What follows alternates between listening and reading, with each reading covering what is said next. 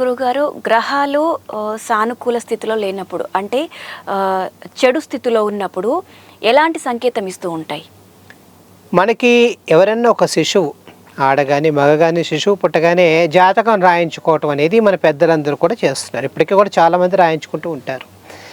మనకి అప్పటి మొదటి ప్రధాని కూడా తనకి పిల్లలు పుట్టిన తర్వాత ఆయన రాసిన మన లెటర్స్ చూస్తే ఆయన ఇందిరాగాంధీ ఎప్పుడు పుట్టింది ఆ జాతక వివరాలు కూడా ఆయనకి తెలిసిన జ్యోతిష్కుడికి పంపించి ఇది సమయం ఇవన్నీ కూడా నేను నోట్ చేసుకున్నాను, మీరు పరిశీలించండి అని చెప్పడం జరిగింది. అంటే నెహ్రూ చాలా సాంకేతికమైన శాస్త్రాన్ని నమ్మినవాడు, చాలా సైన్స్ అండ్ టెక్నాలజీ మీద ఆధారపడ్డవాడు. అలాంటి ఆయన కూడా ఇలాంటివి నమ్మడం జరిగింది.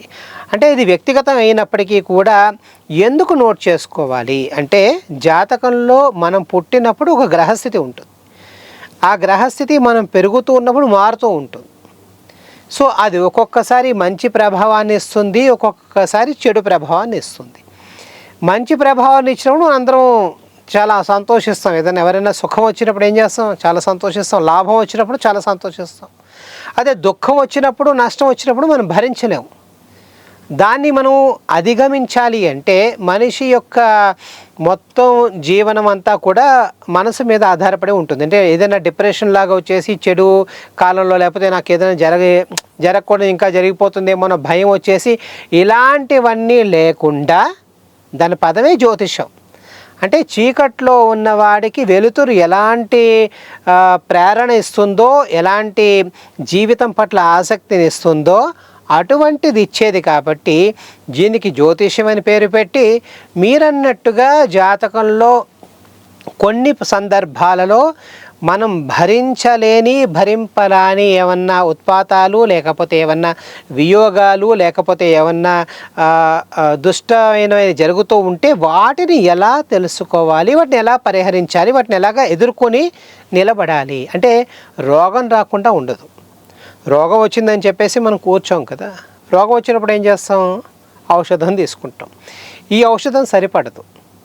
అంటే ఈ శరీరానికి కొన్ని సరిపడకపోవచ్చు. కొంతమందికి పెన్సిలిన్ పడదు, మొత్తం అంతా ఇంజెక్షన్ చేస్తే వాచిపోతూ ఉంటుంది. కొంతమంది కొన్ని ట్యాబ్లెట్స్ పడవు, ఎలర్జీ వస్తాయి. కొంతమంది కొన్ని టానిక్స్ పడవు. అప్పుడు ఏం చేస్తారు? అలాంటివి ఏవైనా ఉన్నాయో అలాంటి కాంబినేషన్స్లో ఎలా వేరే మందు తీసుకుని దేహానికి వాళ్ళు ఏ విధంగా ఉపశమనాన్ని ఇస్తారో జ్యోతిషం కూడా అలాంటిదే. అంటే చాలామంది ఏంటంటే జ్యోతిషం నమ్మటం అనేది చాలా మనం చూస్తూ ఉంటాం. ఏదో మూఢ విశ్వాసం అని, అంధవిశ్వాసం అని ఇలాంటివన్నీ చెప్తూ ఉంటారు. అంటే ఎక్కడన్నా వైద్యులు కానీ మిగతా వాళ్ళందరూ కూడా వాళ్ళు స్వలాభం కోసం చేసేవాళ్ళు. వైద్యంలో ఉండదు. వైద్యం అనేది మనకు ఔషధాన్ని ఇస్తూ ఉంటుంది. సరైన వైద్యుడు దొరకలేదనుకోండి, మనం ఏం చేస్తుంది?